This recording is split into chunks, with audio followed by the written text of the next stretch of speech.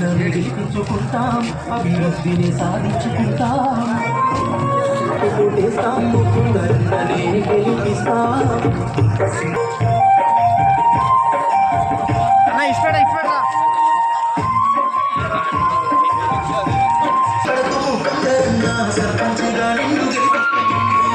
చిన్న బాబు ముందరెట్టున్నాడు అడుగై వస్తున్నామన్నా, రంది పడకు ముందరన్నా సర్పంచిగా నిన్ను గెలిపిస్తామన్నా.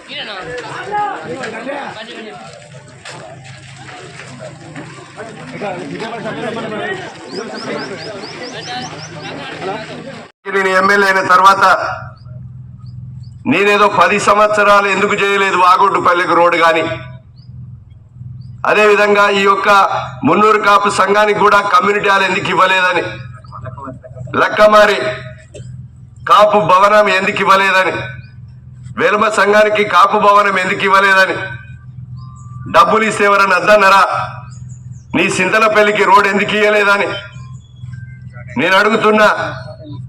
మీ మంజూరు చేస్తే వాళ్ళు 2 ఏళ్ళు ఆపి మీ మీదో పలక వేసిండని చెప్తున్నారు. నేను ఒకటే కోరుతున్నా, నేను తెచ్చినటువంటి ప్రొసీడింగ్ ఆ బండ మీద డేట్ ఉన్నది, ఆ డేట్ నాడే మంజూరు తెచ్చి రాయేశా. అబద్ధాలాడి ఇంకెన్ని రోజులు పబ్బం గడుపుకుంటారని నేను అడుగుతున్నా. ఈరోజు నిజాయితీగా 160 లక్షల రూపాయలు వాగుడ్డుపల్లకి ఇచ్చాం, సైడ్ డ్రైన్ ఇచ్చాం, సీసీ రోడ్ ఇచ్చాం, 25 లక్షలు మీ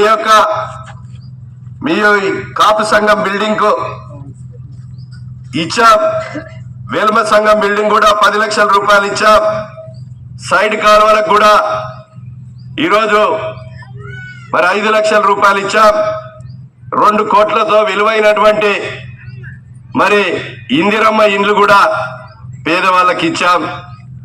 అదే రకంగా ఇక్కడ నుంచి సింతలపల్లి పోయే రోడ్డు కూడా 1 కోటి రూపాయలు పెట్టాం. మీ బతుకమ్మ ఆడుకోవటానికి కూడా 2 double road 24 feet CC road వేసి సెంట్రల్ లైటింగ్ తో చేయమని కూడా చెప్పాను.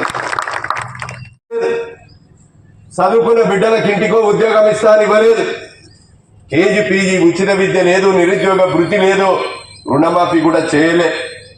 మీ ఇంటికే సరిపోయిన వాళ్ళు ఇచ్చిన అసలు కానీ ఉంది. నేను ఒకటే కోరుతున్నా, డబుల్ బెడ్రూమ్ కట్టిస్తా ఇల్లుని. అల్లుడు కొడుక తేడబడుకుంటారని చెప్పారు, కానీ నేను కొద్ది సమయంలోనే 300 గ్రామాలకు ఊరికి 25 ఇండ్లు 4000 ఇండ్లు ఇచ్చి తెచ్చాను.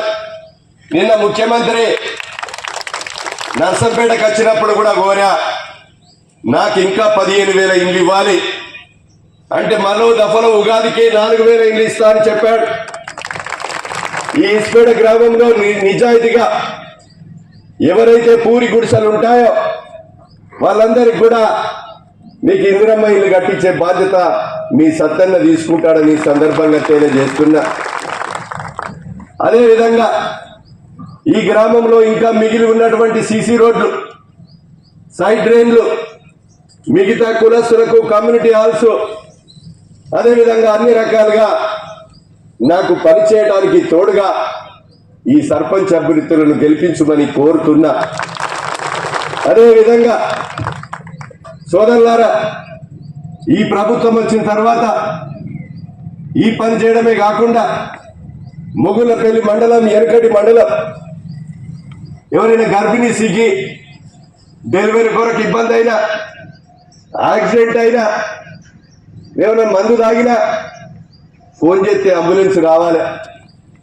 మరి నేను అడుగుతున్న, పెద్ద పెద్ద పదవులు చేసారు, పెద్ద పెద్ద నాయకులు అని చెప్పుకుంటున్నారు, కనీసం అంబులెన్స్ ఎందుకు తేలేదని అడుగుతున్నా.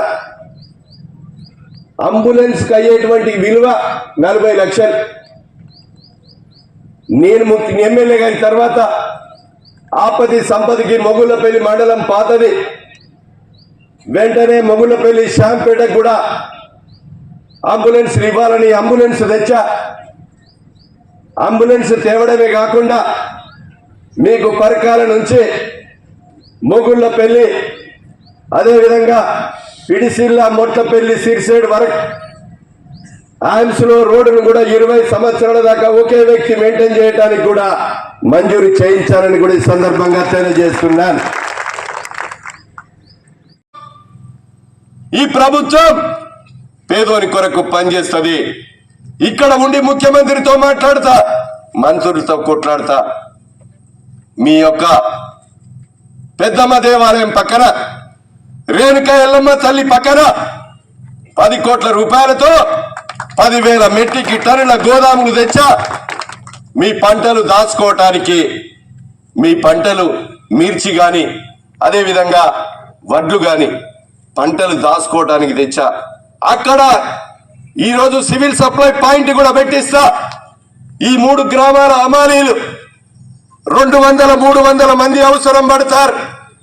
రోజు 1000 రూపాయలు సంపాదించే విధంగా ఒక సివిల్ సప్లై పాయింట్ ను కూడా పెట్టిస్తా.